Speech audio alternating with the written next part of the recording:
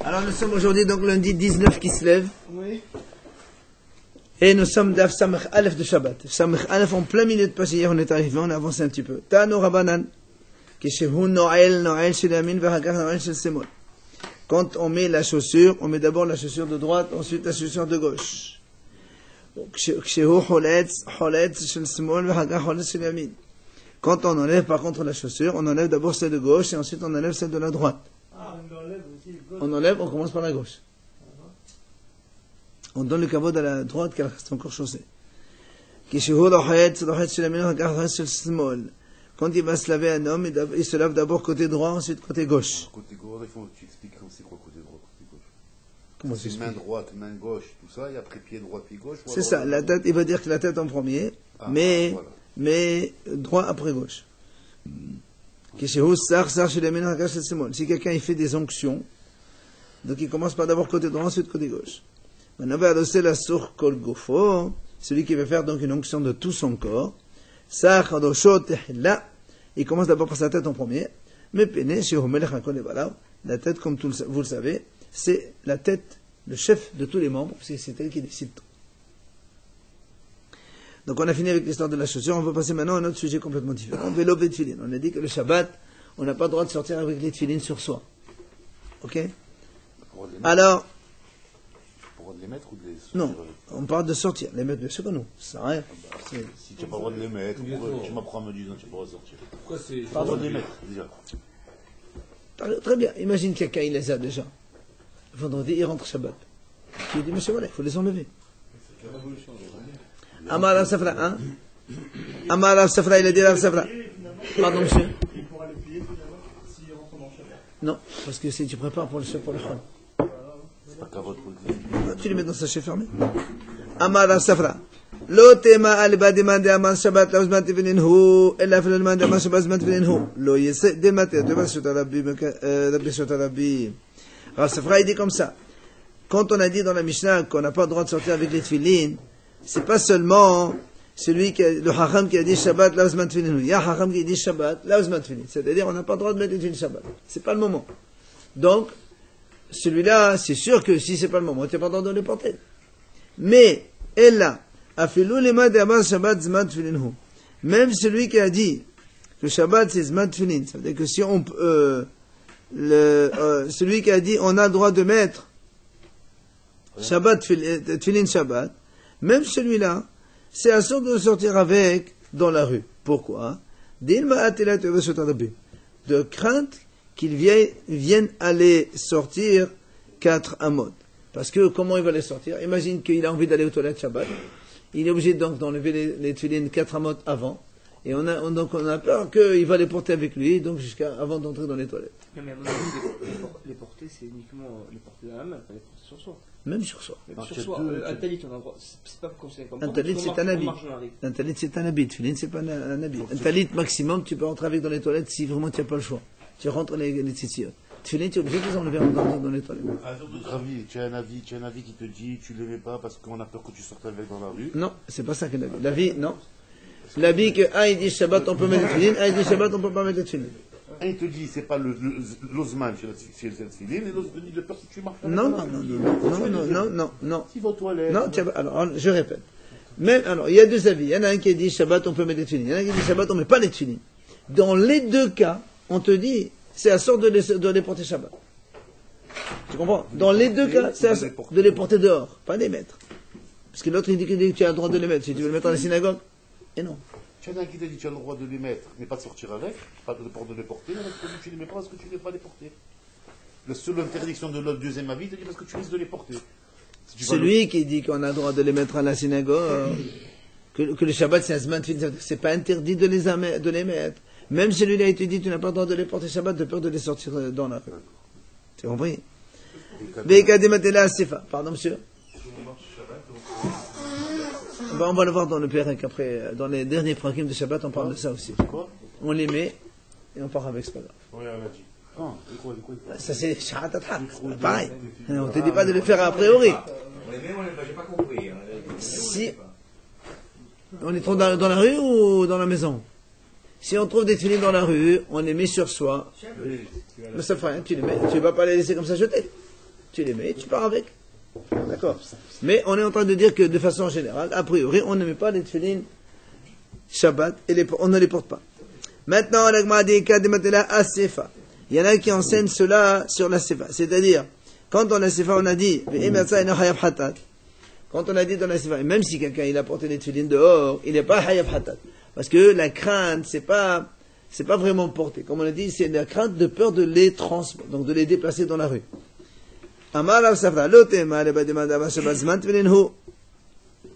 Ça, c'est pas seulement celui qui a dit Shabbat, c'est un moment de temps de tefilin. Donc tu as le droit de le mettre si tu veux, et donc dans ces cas-là, on n'a pas le droit de les porter, parce que tu risques de les déplacer dans la rue. Et là,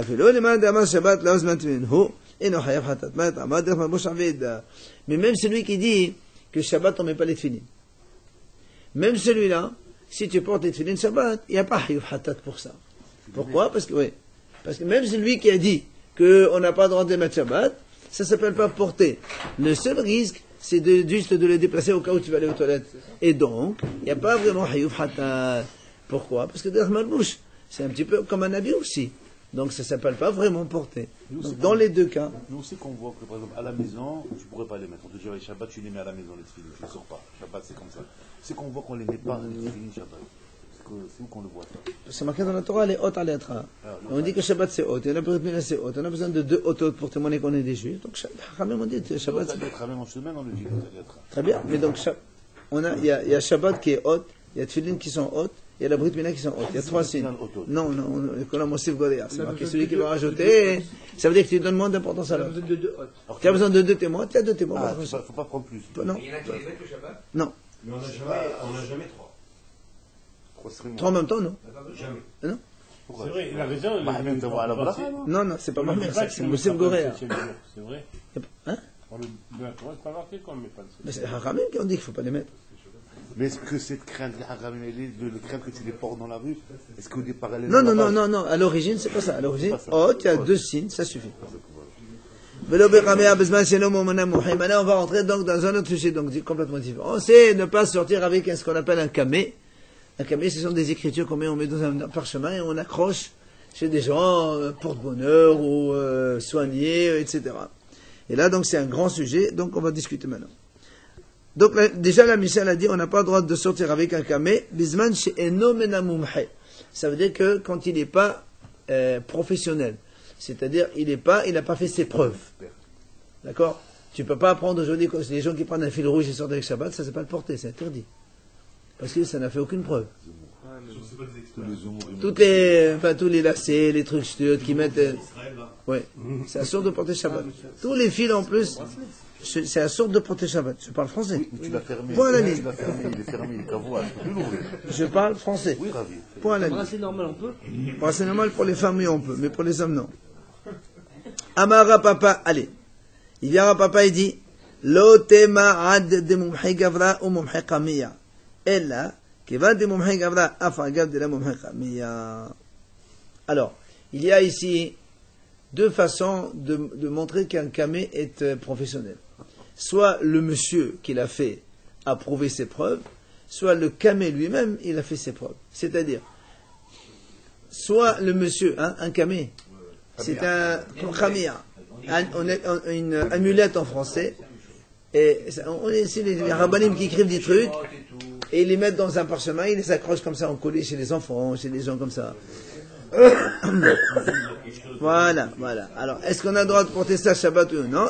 La Mishnah a dit, on n'a pas le droit de le sortir, sauf s'il est mumhe. Mumhe, ça veut dire il est professionnel. Il est on va dire, il a fait ses preuves. Bon. Alors, la Gemara dit maintenant. Ça veut dire quoi? Comment tu veux qu'il soit professionnel? Parce que c'est un parchemin. Je vais t'expliquer. C'est quoi il a fait ses preuves? La Mishnah a dit, il ne faut pas qu'il y ait une double preuve. Il y a la preuve de celui qui l'a fait. Voilà. On explique comme ça. Si le monsieur, il a fait un kamea pour 3 personnes différentes, 3 maladies différentes. Donc, et ça a marché. Donc, on comprend que le monsieur, déjà, c'est un pro. Il connaît, il sait ce qu'il fait. Donc, s'il te le donne, 2 secondes. Donc, il lui donne, ça c'est une preuve. Maintenant, il peut s'agir d'un kamea lui-même. Il est écrit d'une façon. Et ça sert pour une chose. Et même si d'autres personnes l'écrivent de cette façon, il marchera quand même. Ça, c'est le kamea qui est professionnel. C'est pas la personne. Hein? Justement, on peut le savoir. Quand tu écris un truc, On te dit, voilà, tu sais ce que tu as un problème comme ça, écris, je sais pas moi, abracadabra, juste yacht, allez, bête, guimeda, tu écris ça, tu portes ça, ça va t'arranger. Si ça marche, voilà, n'importe qui le fait que ça marche, ça montre que le camé en lui-même, il est professionnel. Il a fait ses preuves. Et quand on parle de la personne elle-même, La personne, c'est un monsieur qui écrit des noms sans dire à personne, il le donne à 3 personnes différentes. Alors justement, la Gemara dit, c'est pas nécessaire qu'il y ait les 2 preuves, pas les 2 preuves, et la kivan des mumhe gavra. La Gemara dit non. Si l'homme lui-même, il a fait ses preuves, même si le camé lui-même n'a pas fait ses preuves, c'est bon. C'est-à-dire, si l'homme, il a donné ça à 3 personnes différentes et ça a marché, c'est bon. On peut le porter. Daïkanami, la Gemara dit, on déduit cela aussi. On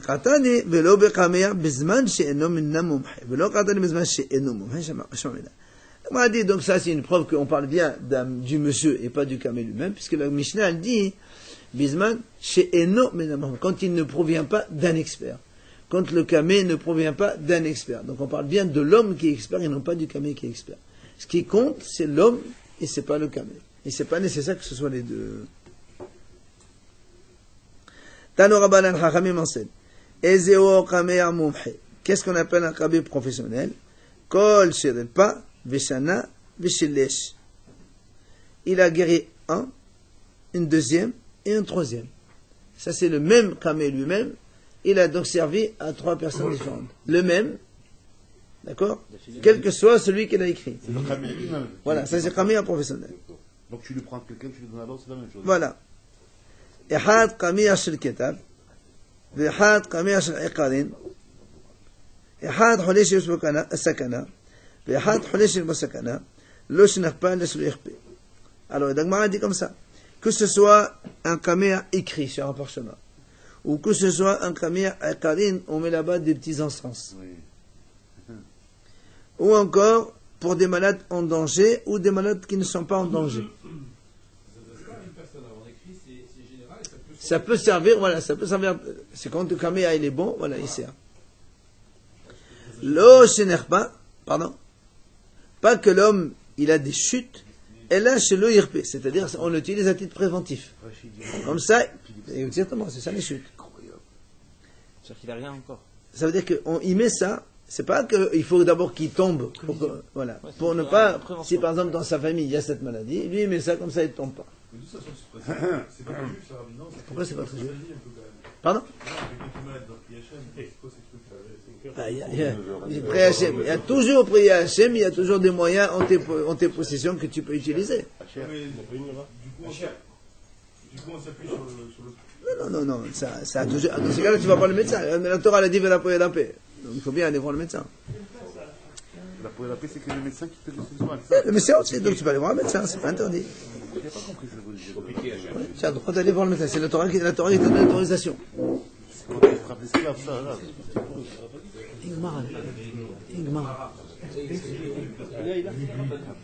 Alors, la Gemara continue.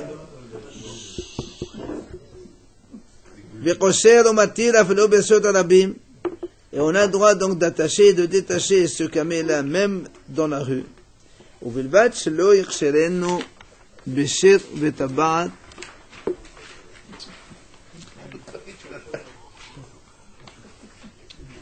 Mais il n'a pas le droit de le attacher à un collier ou dans un anneau,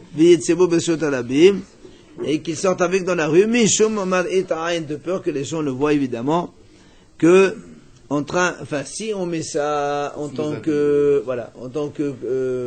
camé remède, ça marche, mais si tu le sors en tant que bijou, ça marche pas parce que les gens ils croient que c'est un truc qui sert à rien, or c'est médical. C'est ça, il va ta parchemin dedans. Il ne faut pas que les gens le voient en vérité, c'est ça? Voilà, c'est ça. Alors, la Gemara pose une question, voilà, la Braïta elle a dit,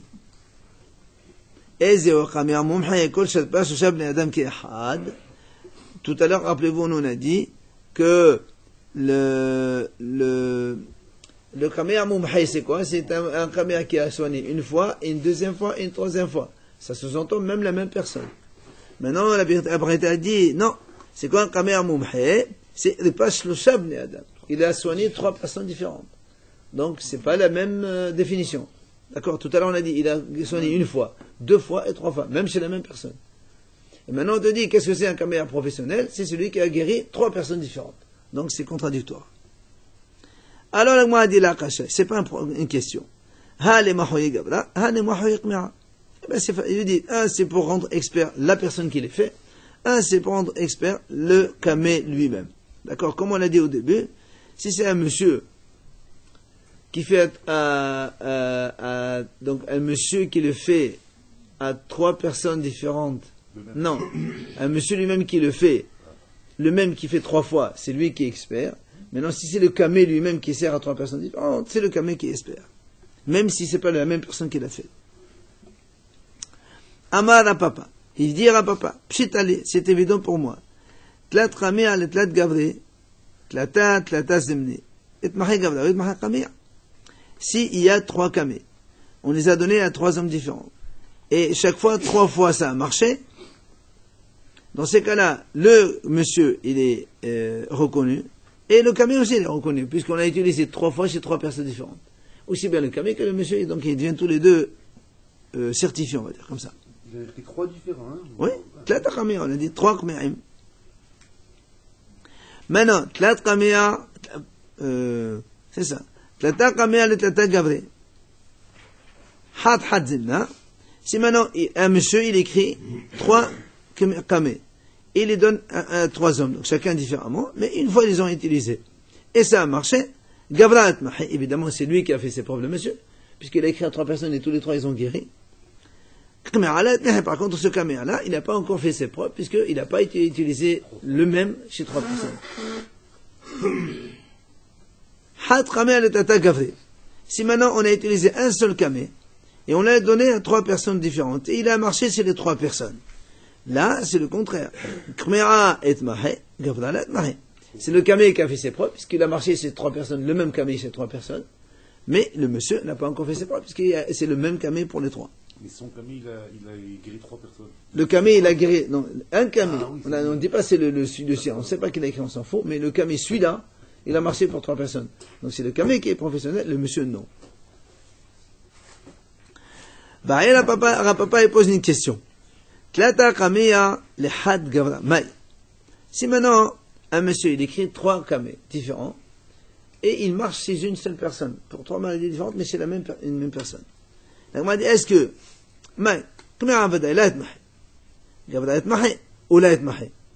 alors, comme c'est 3 camés différents, donc le camé, c'est sûr qu'il n'a pas fait ses preuves, parce que tous les 3, ils sont différents. Nous, pour que ce soit fait ses preuves, il faut que le même, il marche 3 fois. Oui, mais il avait 3 maladies, lui. 3 maladies, justement. 3 camés. Mais non.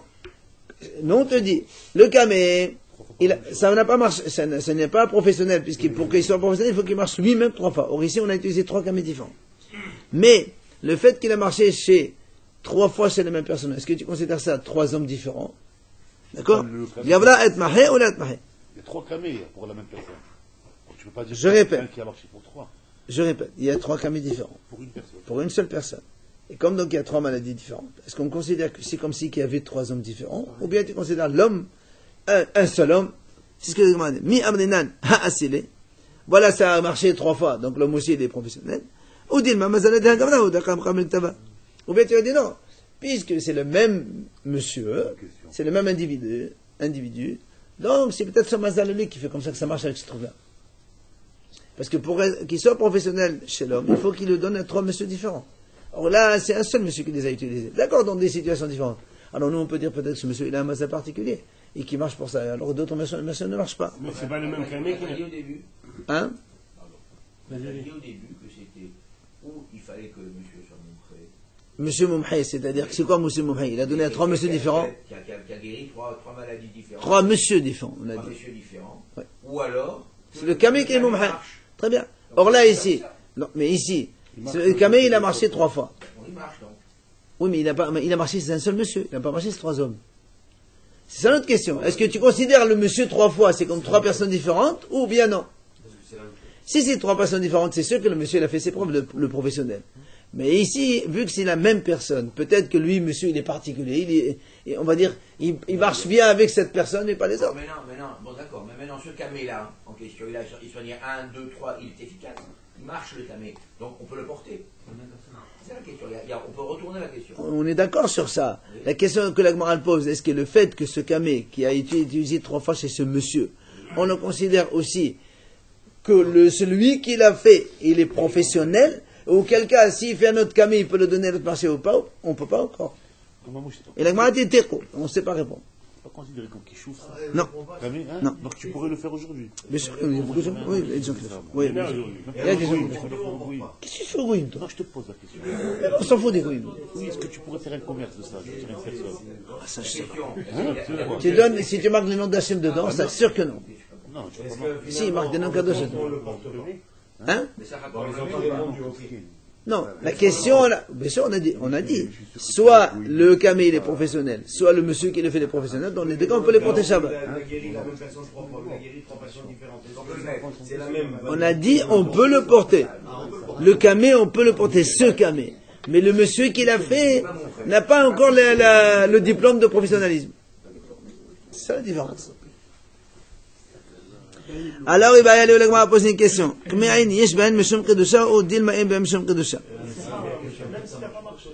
Hein? Ah non, il a marché 3 fois.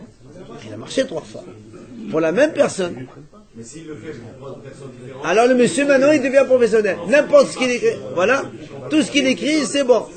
Voilà. Tout ce qu'il écrit, c'est bon. Il a fait ses preuves. Et tu ne peux pas déduire du moment où je le porte. Je peux considérer qu'il est bon, celui qui a écrit. Non, parce que pour que ce soit bon, il faut qu'il y ait 3 messieurs différents. Pour pouvoir valider le monsieur. Alors, hein, si il marche chez 3 personnes différentes, il n'y a plus de mazal dedans. Alors, on va poser une question. Est-ce que les camés, c'est sacré ou c'est pas sacré? Est-ce que c'est saint ou c'est pas saint? L'agma a dit le maïhel chita. Quelle est la conséquence radicale? Qu'est-ce que tu t'en fous? Ils sont sains, ils sont pas sains, ils sont sacrés. Quel est ton problème? Il dit non. Et les malais à soleil ne me pas. Si c'est le problème de les sauver au cas où il y a un incendie, et donc tu vas les sortir de la maison pour les sortir dehors, comme les livres de Torah. Elle m'a dit tashma. Voilà, il y a une réponse. Haberachot ve'hakimein. Af al pi sheyesh bahen otiyot ma'anyanot hadbesh betorah en masenot min hadlecha. V'neslavim mekoman. Il dit voilà, il y a une braïta qui dit les bénédictions et les camés, même s'il y a là-bas des lettres de Torah et des sujets de la Torah, on n'a pas le droit de les sauver d'un incendie et on les laisse brûler à leur place. Des livres de Torah aussi? Pas des livres. Des livres, moi je te pose la Non, des livres de Torah, bien sûr, on les sort. C'est de quoi des lettres de Torah? Des lettres albet. Ah, ça suffit. On parle de Shabbat, là. Bien sûr qu'on va de Shabbat. C'est des noms saints qui disent des C'est le bête, je suis un journaliste. Dans les camés, justement, nous on dit ce qu'on écrit là-dedans. Ben, ils écrivent des psukim, ils écrivent pas des shtuyot. Alors, mais non, c'est pas de Kabbalah. Qu'est-ce qu'ils écrivent pas des tsukim? Ici, Un mot avec un mot. voilà, donc c'est ça. Voilà, donc c'est pour ça qu'il lui dit, est-ce qu'on peut les sauver d'un incendie ou pas? Il lui dit non. C'est de la Kabbalah, non? Je sais pas moi ce que c'est. C'est pas de la Kabbalah, c'est des transmissions des gens que de leurs parents, un il donne à l'autre. C'est mystique quand même. Je sais pas. Il y a une. Allez, donc, Le camé, j'essaie de sauver ou pas? non, il y a marqué non. Même s'il a fait ses preuves 3 fois. Même s'il a fait ses preuves. Il y a marqué, en maselé notam benadeka. Ah non, pas d'akamé qu'on connaît. Oui, bien sûr. Elle a les Geniza. Elle m'a dit non, en fait, ma question elle est, est-ce que quand j'ai terminé, j'ai plus l'utilisation, est-ce que je dois le cacher ou est-ce que je peux le jeter? Est-ce que je fais Geniza ou pas? Attends. Tashma. Haya katouv al idot hakelim. Ve'al kiri ahmeta. Yarod virnezen. Elle m'a dit voilà, c'est marqué comme ça dans la Breta. Si le nom d'Hachem, il était écrit sur il y a 2 takelim, le manche des ustensiles, ou bien sur les pieds, donc sur les pieds de lit. Yagod, il coupe, ouais, il le coupe, virnezen. S'il était écrit, on fait quoi? Alors il dit, tu coupes et tu caches. Et donc, puisque, donc, on voit ici qu'il y a marqué que s'il y a un nom d'Hachem, il faut le cacher, ben là aussi, s'il y a un nom d'Hachem, il faut le cacher, il ne faut pas les jeter. Et là, les canes bébé ta question, Donc moi, elle dit non, ma question elle est, est-ce que j'ai le droit de rentrer avec aux toilettes ou pas? Et, est-ce que tu dis qu'ils sont sacrés, kadosh, et donc on n'a pas le droit de rentrer avec dans les toilettes? Ou dilma, ou bien peut-être tu vas dire non, ils sont pas kadosh, et je peux rentrer avec dans les toilettes. Donc moi, elle répond, tashma, belo bekamiya, bisman shenom ena mumhe. On a dit, on n'a pas le droit de sortir Shabbat avec un kamé s'il n'est pas professionnel, il n'est pas validé. Alors, moi, elle dit, on déduit donc, ha mena mumhe, nafiq. Mais si donc, quelqu'un, il a un kamé mumhe, donc d'un professionnel, donc on a le droit de sortir, parce que c'est ce qu'on a dit, Shabbat, on peut porter un kamé seulement s'il est professionnel. Et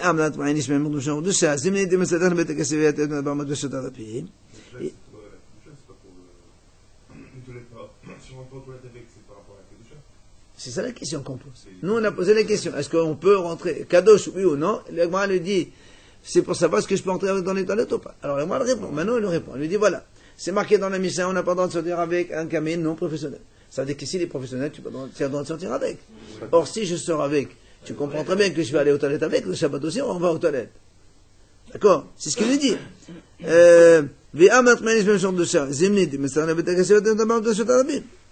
D'accord? Donc tu vois bien qu'on a le droit. Oui? Mais la nuit, il n'est pas recouvert. Si. Alors, s'il est recouvert, on peut rentrer. Il a raison, s'il est Il y a recouvert 3 fois. On a dit dans un porte. Non, mais quand le nom d'Hachem, quand voilà, le nom d'Hachem, il est enveloppé dans son enveloppe normale, ça s'appelle pas une enveloppe. Non, si tu mets des autres enveloppes. Mais le tissu, le cuir qu'on met, en principe, c'est un parchemin. On replie, on y écrit dedans quelque chose, on le replie, on le coupe. Mais ça s'appelle pas une enveloppe. Et non? Pas du tout, il n'est pas recouvert 2 fois. Le parchemin qui le couvre, ça s'appelle pas recouvert, c'est le sac de la chose. Même pas une enveloppe.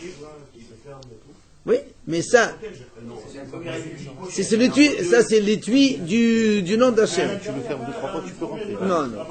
Apparemment, non. Tu le fermes 2 ou 3 fois, tu peux rentrer. Dans un sac qui n'est pas le leur, oui. Oui, oui, dans 3 sacs, tu le mets. Ouais. Alors, la Gemara, elle dit, chut. Donc, on voit la preuve ici que quoi? On peut rentrer avec dans les toilettes Shabbat. Donc il n'y a pas tout ça dedans alors. Absolument, c'est la réponse qu'il lui donne. Et est-ce qu'il prend le statut de Kadosh quand ça marche? Peu importe, c'est deux choses différentes. Mais non, si ça marche pas, de toute façon, ça sert à rien. Si ça marche pas, ça sert à rien. Et s'il a écrit, ça marche pas. Et il a mis le nom de Dieu et tout, ça marche pas. Ben, nom de Dieu, de toute façon, c'est assourd. Bien sûr, c'est pas dans le nom d'Hachem. Ça ne suit pas le statut que ça marche. Non, ben, il y a le statut de Shabbat, il y a le statut de Hol aussi. Hol aussi, c'est Kadosh ou pas Kadosh. Shabbat, est-ce qu'on peut le porter ou pas? On a déjà répondu. Maintenant, au Hol, si tu écris le nom d'Hachem dans un parchemin, il est évident qu'on ne peut pas rentrer avec, même sur une feuille, tu ne peux pas rentrer avec un livre de Torah dans les toilettes comme ça, dans la main. Oui, voilà la réponse. Alors, le m'a dit, la Gemara dit non, là-bas qu'on a dit qu'on a le droit de rentrer avec, là-bas on parlait pas d'un caméa avec écrit le nom d'Hachem, on parle là-bas de caméa avec des encens, des herbes. Donc c'est pas encore une réponse. Alors là, on m'a dit, comment tu dis ça? Voilà, nous on a vu dans la Breta, juste en bas on a vu, c'est marqué là-bas, que ce soit un caméa écrit ou que ce soit un caméa avec des encens, tout ça c'est la même chose, c'est le même statut. Comment toi tu me dis non? Ah, là on m'a dit non, là aussi c'est pas une objection. Là-bas on parle d'un malade qui est en danger.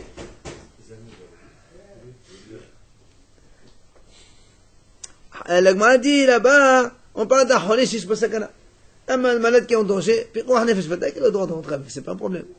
Donc c'est pas une preuve pour nous. Alors le Gemara nous repose, il dit, bah putain, mais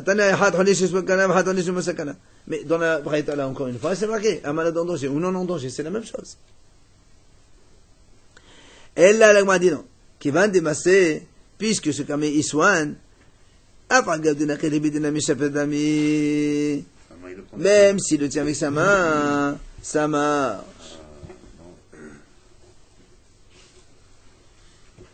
D'accord? Donc la Gemara dit, donc est-ce qu'on va, donc on va en fait répondre que. Non, là-bas en fait, ce qu'on veut te dire.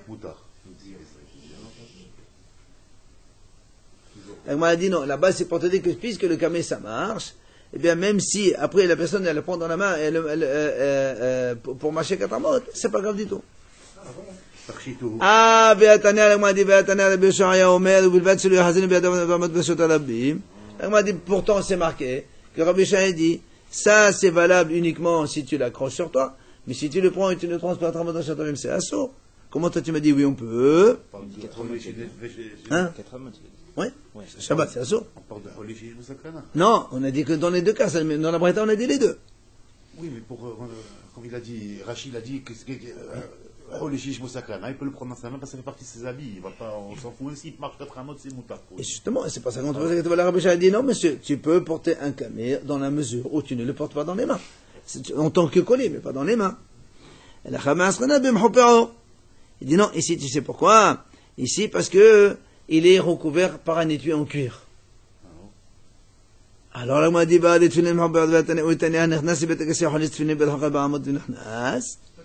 dit, mais attends, mais même si c'est recouvert en cuir, pourtant les tefillin, c'est recouvert de cuir, et pourtant c'est marqué, celui qui va aller aux toilettes Shabbat, il est obligé